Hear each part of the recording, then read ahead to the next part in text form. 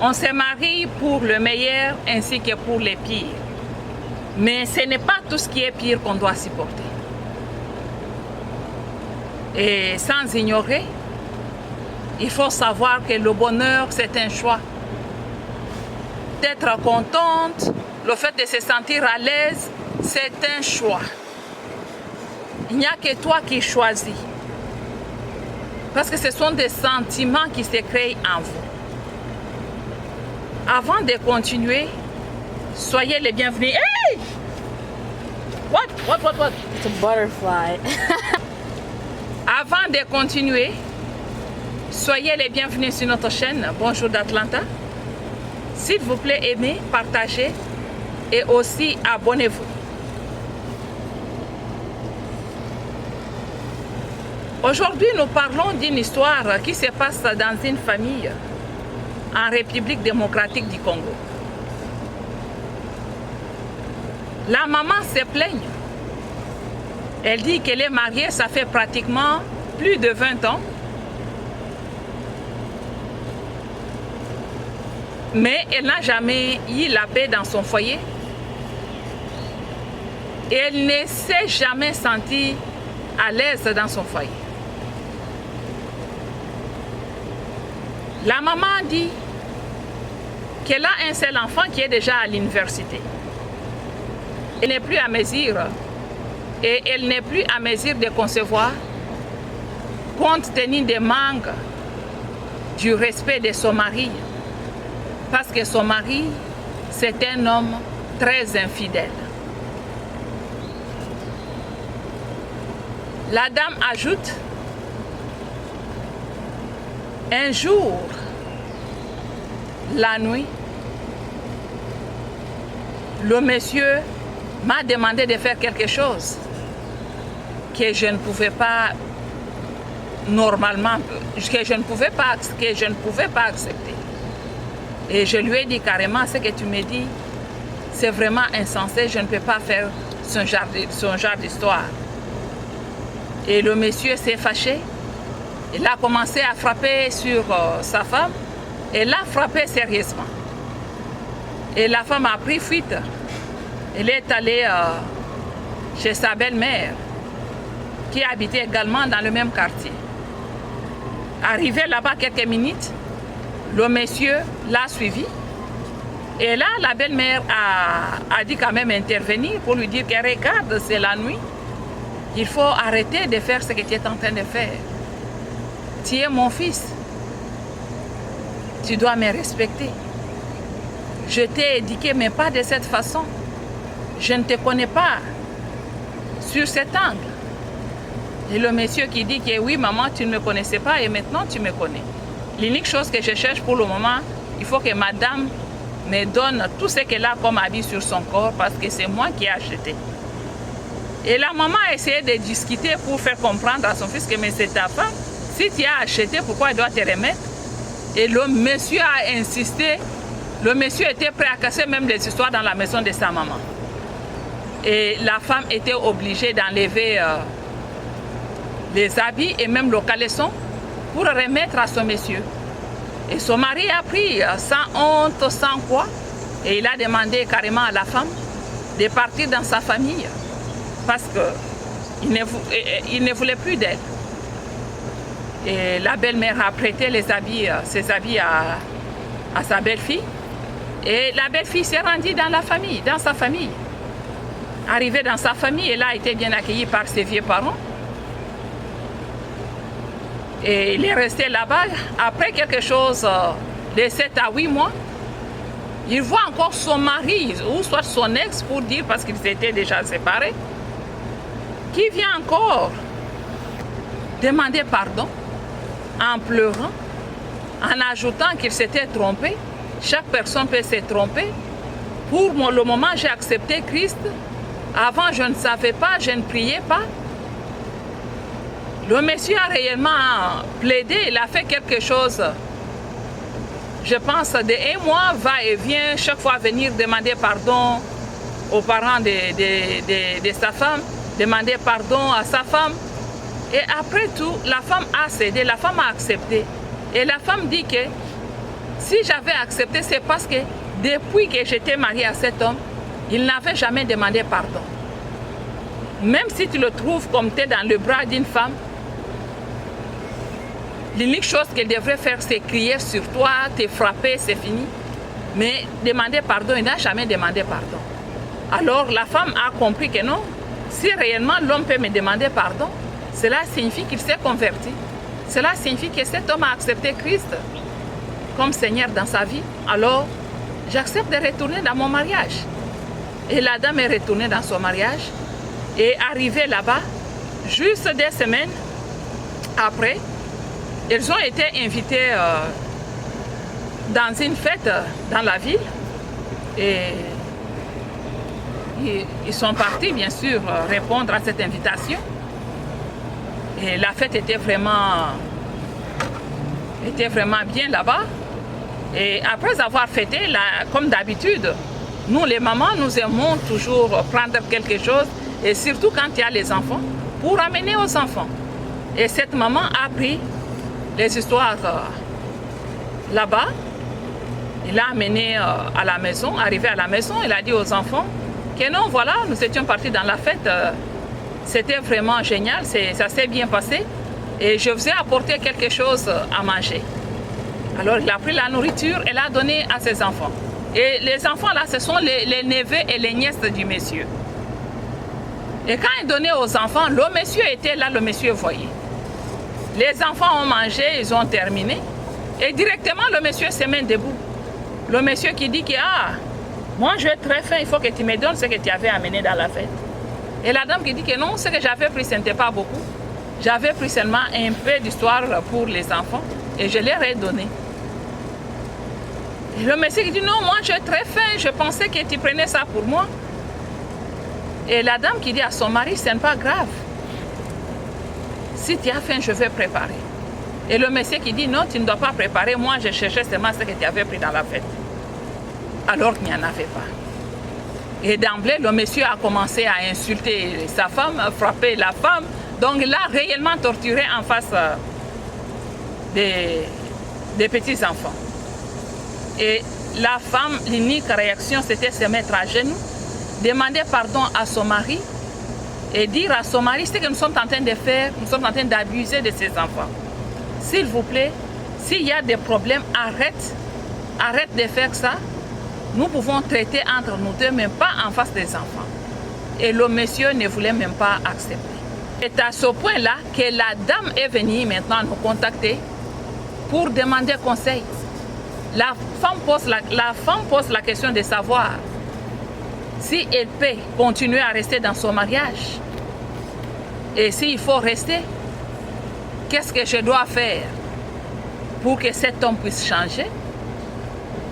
Ou soit, elle demande de divorcer. Mes chers amis, il y a beaucoup de gens qui souffrent dans leur propre foyer. Que ce soit les hommes, que ce soit les femmes.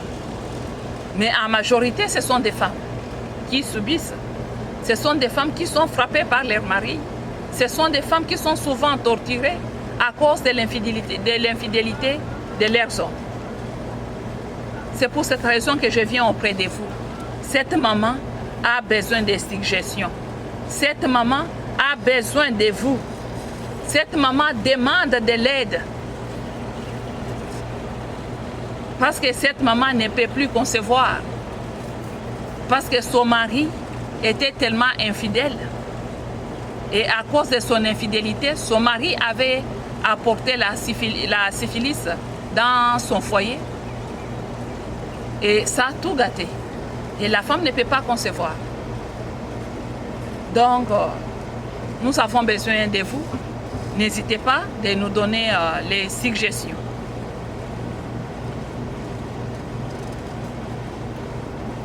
Mes chers amis, vous savez, dans la vie, nous avons l'habitude de dire que nous savons qu'une seule vie, il n'y en a pas deux. Donc, il faut savoir protéger la vie que vous avez.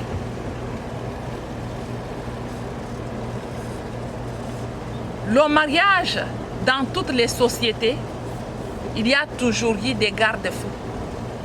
Quand vous êtes marié, il faut savoir que vous n'êtes pas seul. Quand tu traverses les moments difficiles dans ton foyer, il faut toujours avoir le courage de parler aussi aux autres de tes problèmes pour trouver la solution. Parce que cette maman était restée très calme, plus de 20 ans. Même les parents de l'homme, même ses propres parents ne connaissaient pas tout ce que la femme traversait dans son foyer. Et là, nous ne pouvons pas appeler que non, c'était une bonne maman. Ça, ce n'est pas être une bonne maman. Ça, c'est de la lâcheté. Parce que toute la vie, tu as mené la fille de l'enfer. Et même maintenant, là, tu es en train de mener la vie dans le cercueil. Parce que ça ne s'appelle pas mariage. Ça ne s'appelle pas vie. Tu ne peux pas quand même quitter ta famille, tes parents, pour aller mener une vie de cercueil. Ça n'a pas de sens.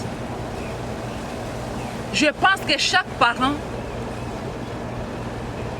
a le souci de voir son enfant se réjouir de sa vie.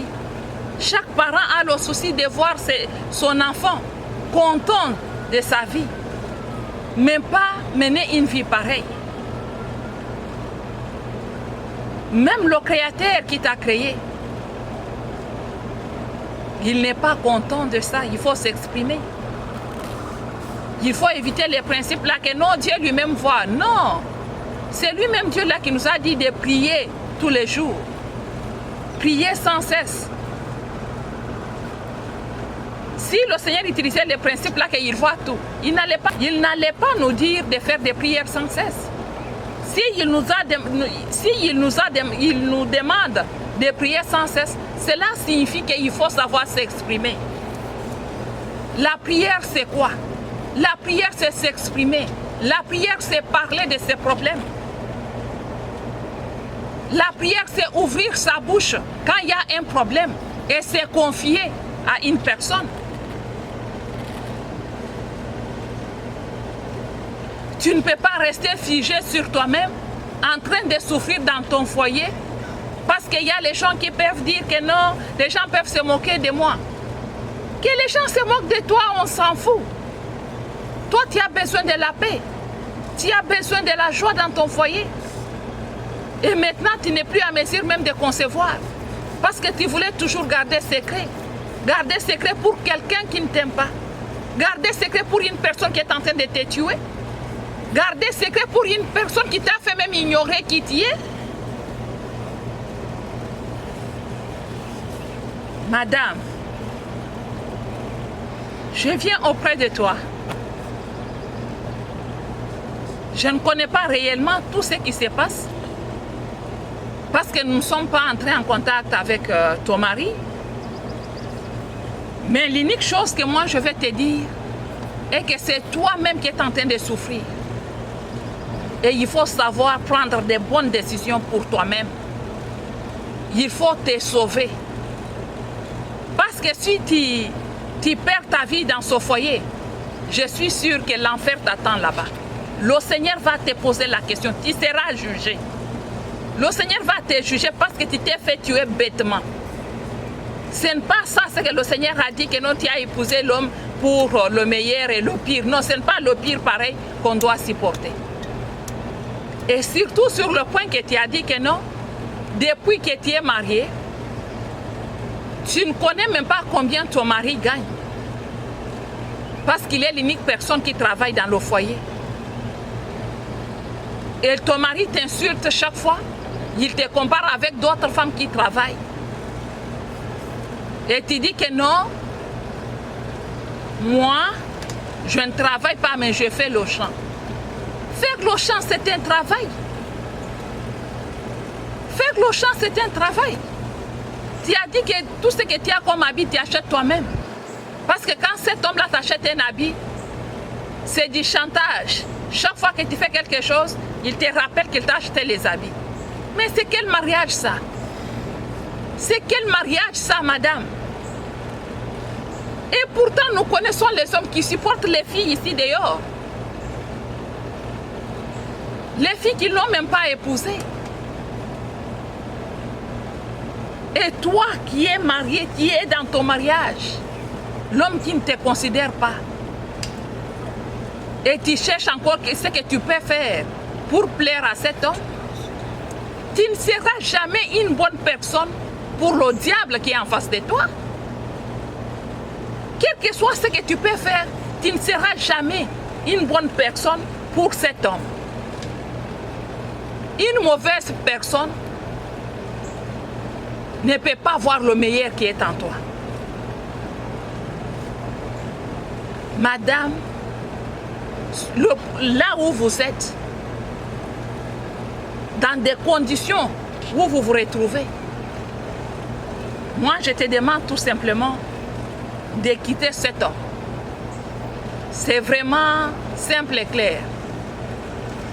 Il faut quitter cet homme. Il n'y a même pas à raisonner.